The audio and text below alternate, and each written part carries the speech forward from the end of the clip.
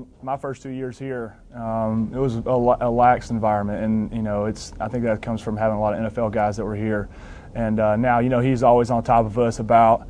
He's always disciplining guys, always on top of us, making sure that our minds aren't wandering too far. He always keeps us focused, and I think the team's bought into it, and it's definitely paid off. The situation we have now, the opportunity that we have, it's definitely something that we didn't have then, and he does a great job of making sure that we don't veer too far away from that. Well, when he was hired, what was your initial thought? Did you think you'd be playing a national championship in 3 years? If you would ask me then, I probably would have said no, but that was early on, and I didn't really know what kind of coach he was and what he brought to the table. But going through a couple seasons with him, it's easy to see why he's one of the best coaches in the nation. He's a workhorse. I think it doesn't get talked about enough of how much he puts in. And, I think the players have really bought into it and put in a lot of effort and time to this program, too, so that we can have the success that we've had the last couple of seasons. And, he's always up here figuring something out, some new edge that he can get on somebody. He said a while ago that he's not worried about winning a national championship. And he said, I'd appreciate it if you wouldn't ask them about that, Yeah. So that, to me, is extremely focused. Yeah. You're really not thinking about anything beyond that if you're not even thinking about that. Yeah. We always talk about not having clutter. And the game is so far away that if you think about it now, you're not going to be focusing on the stuff that you need to get done today during practice, each and every day, on the stuff you need to do to get better so that we know what we're going to be doing during the game. And I think he's done a great job of stressing that to the team. And, he's done a great job of just saying, we got to focus on what we're going to do and not about them. We always talk about, and he always says, it's not about them, it's about us. And I think it's definitely relayed over into, we got to go out in each practice and focus on what we got to do to get better and fix the mistakes that we made the day before. And because if you get caught up in the clutter of thinking about what the opportunity that you have right now, you're just not going to get all the little things that you need to do to get better, so that we're not going to be prepared for that game. Is that what he means by that one-game season? Yeah, I think it definitely is. You can't look ahead, and with so much time, it's more like a one-game season every day that we go out to practice because the game is so far away. We really got to focus on the stuff that we got to do to go out and fix the problems that we had the day before, and we can't focus on something that's 2 weeks away.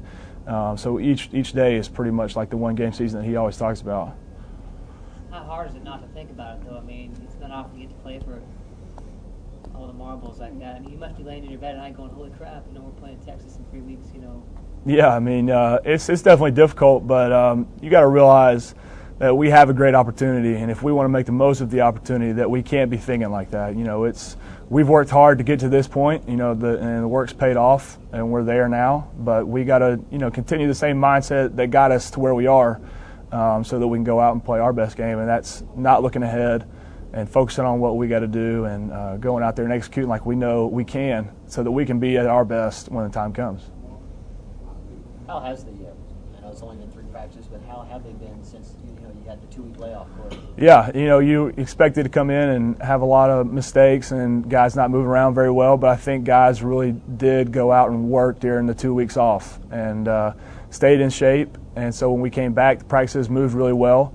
We had a lot of guys who were a little sluggish, but from the majority, we had guys that were going out there moving fast and executing the game plan that we talked about during meetings that day. And practice has been going really well.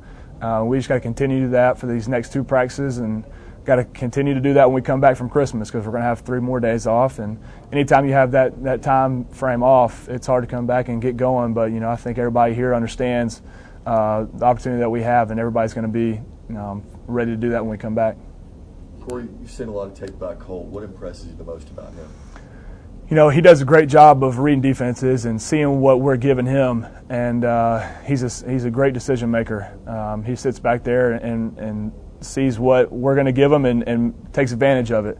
And he really does control that offense and moves them really fast. They got a great tempo, and they take advantage of any time a defense gives them anything that he sees. And it's unbelievable how well he understands the game. So we got to make sure that we know what we're doing on defense, so we don't give him any free shots and give him any opportunities to make those kinds of plays. What about his mobility? I know you guys have faced mobile quarterbacks before, but for them to have a good chance to win, he's going to have to run the ball a little bit. Yeah. Have a strong running game. But. Right, and you saw in the last couple of games he's taken off and run and outrun defenses, and so he's definitely got the legs to make those kinds of plays. It's going to be up to our front seven to really keep him contained like we did last game against Tebow. That was one of our main focuses, and it's going to be one of the same ones that we have this week. We got to make sure our secondary knows what they're doing and make sure everybody's on the same page so that if he does have to tuck it and run, he doesn't have anybody to throw to. So, our guys up front are really going to have to do a good job of not running by him and keeping him contained.